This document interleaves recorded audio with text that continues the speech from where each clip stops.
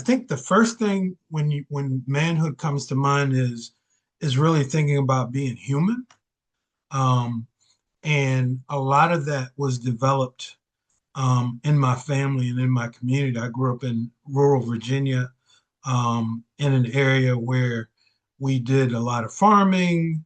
We had a lot of close community, and I think it was really being a man was really shaped by that because I think fundamentally I was taught by my mother, my father, my grandparents that were living, my aunts and uncles, as well as family, is that the primary issue is you have to care for other people and you have to show that care. It's not just about talking, but in some ways it's about survival.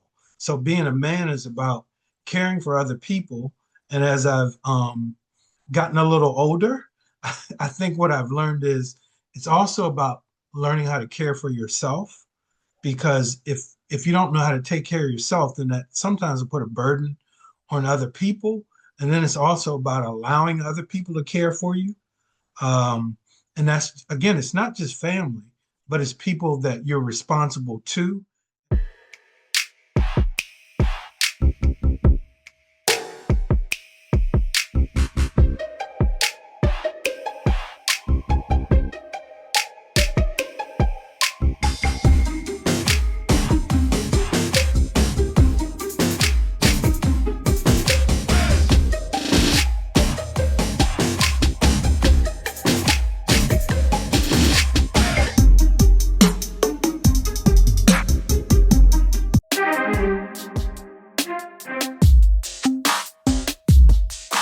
Hi, and welcome to another edition of King Crush Thursday, the series where we highlight and uplift Black men, because frankly, not too many people are doing it.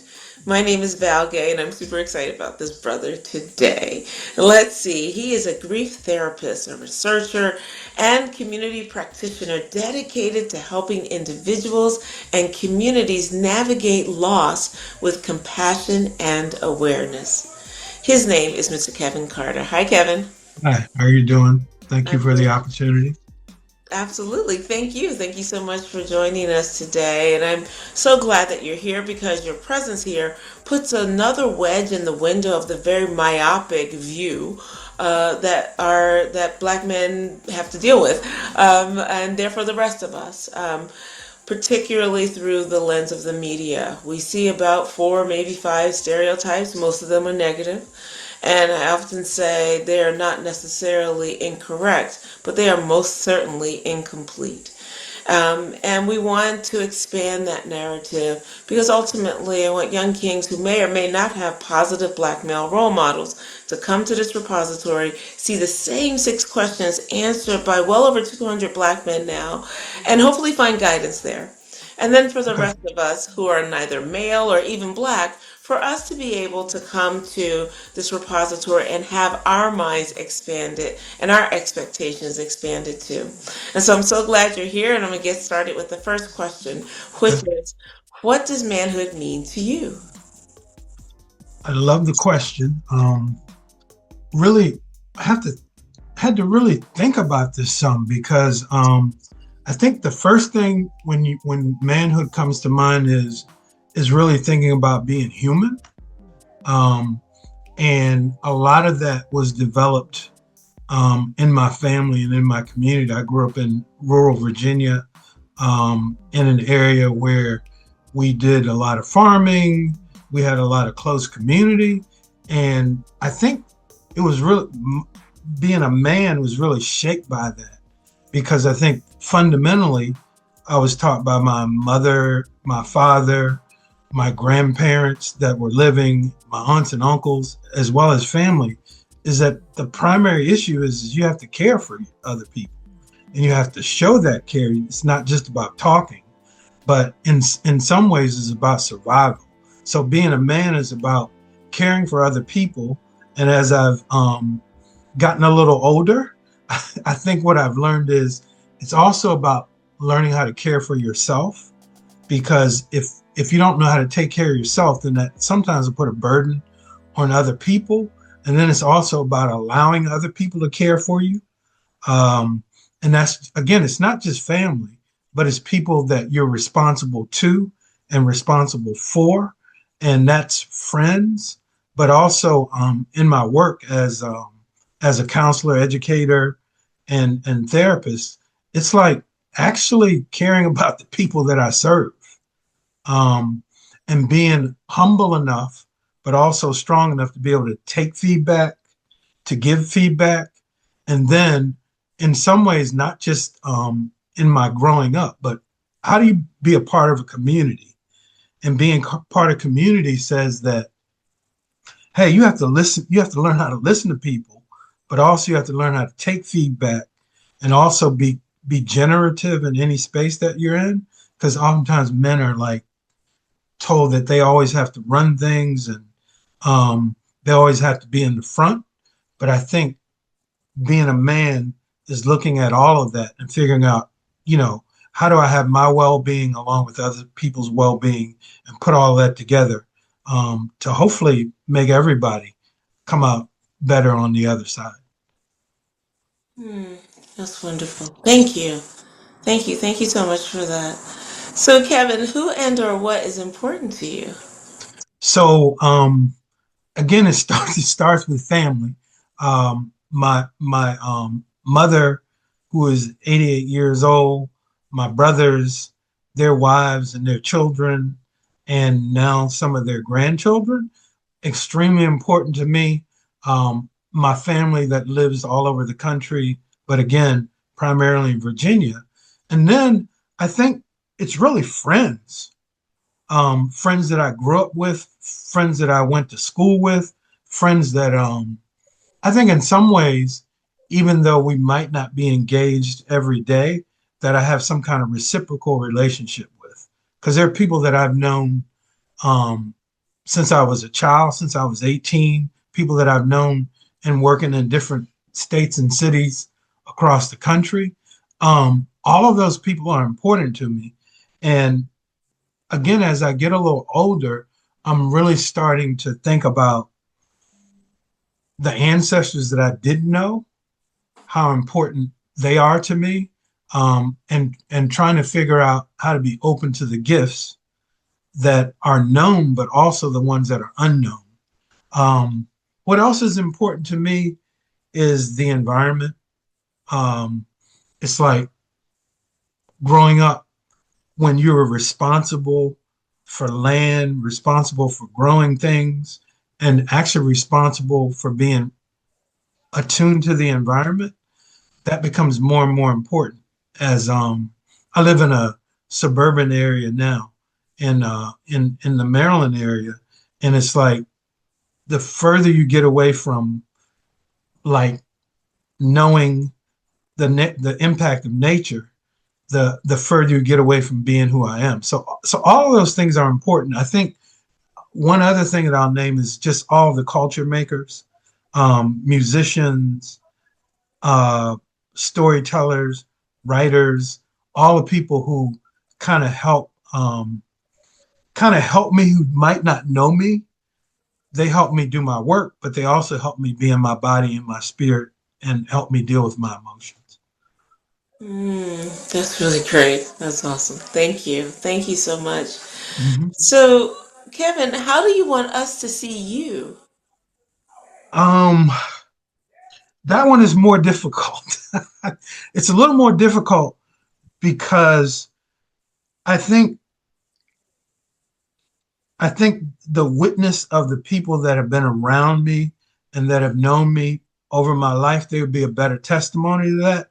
But I see myself as kind, thoughtful, well read, someone who likes to be generative, and I'm very serious. But also, those who know me a little better know that I'm pretty funny, um, because of the kind of work that I do, particularly around grief and loss and soul work and that kind of thing. Things can get kind of heavy, and with that, I'm funny, but also I want to be known as the person who's trustworthy. So if I say I'm going to do something, I'm going to do it.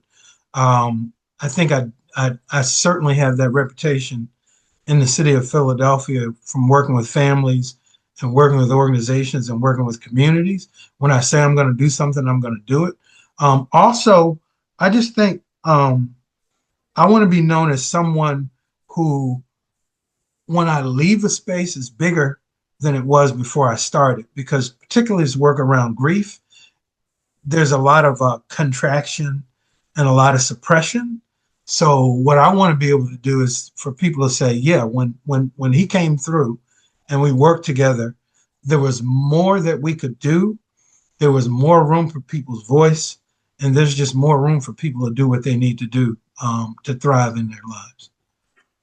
Mm, that's great. Thank you. Thank you for that. So, question four is, what is your epic dream?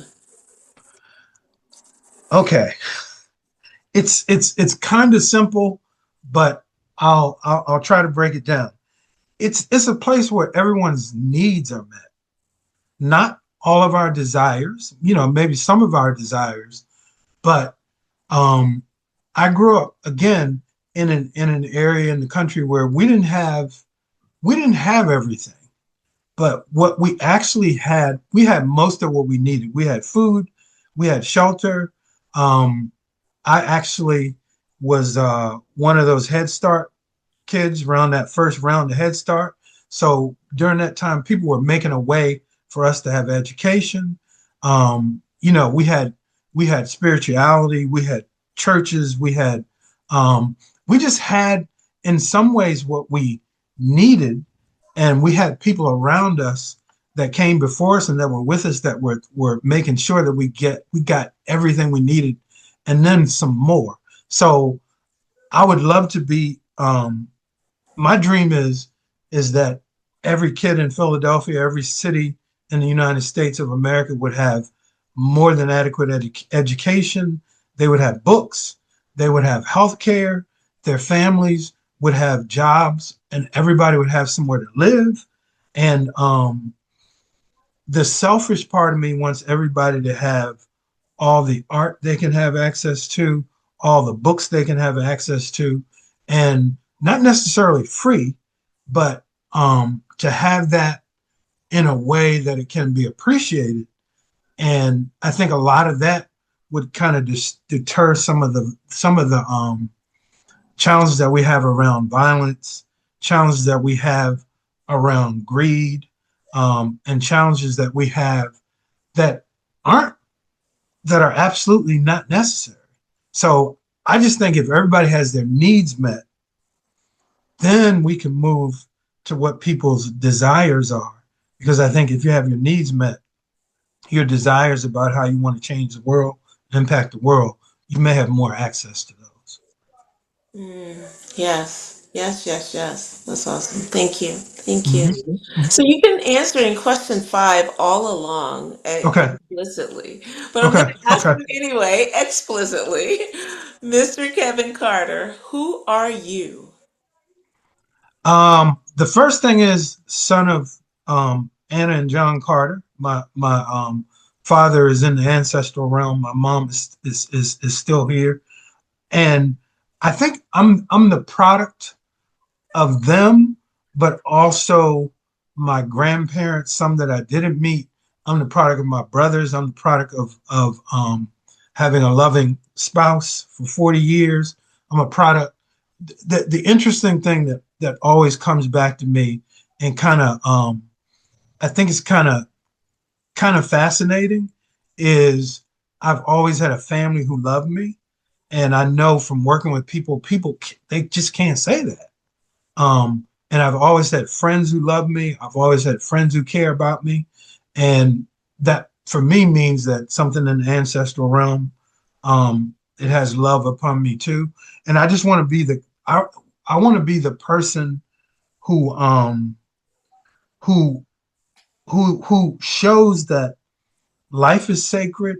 I want to be the person that is, that allows people to understand that like grief and loss is sacred, and it's like that, it's like a real sweet space that I want to be more of the architect of, because what I see myself is that I do a lot of work that I do it around the country, in particular, I'm focused on Black grief, and I feel like um, I'm like one of the architects of Black grief care, and I try to integrate that in everything I do.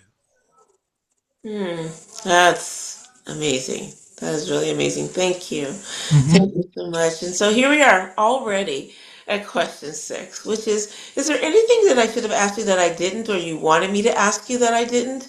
In other words, what did I miss? Um,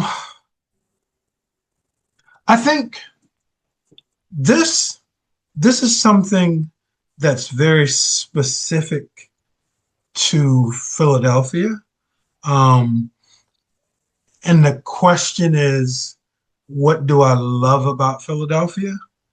And the answer is all of the people that I met that taught me how to be better in what I do and who I am. And the image that always comes back to me is, we lived in the city for a year and then we moved out. And I just remember when I would always be driving in, particularly in the morning, and I would see the kids walking to school, little kids, big kids, and it was like I was always inspired by the fact that everything that was going on, they were still going and doing what was expected of them.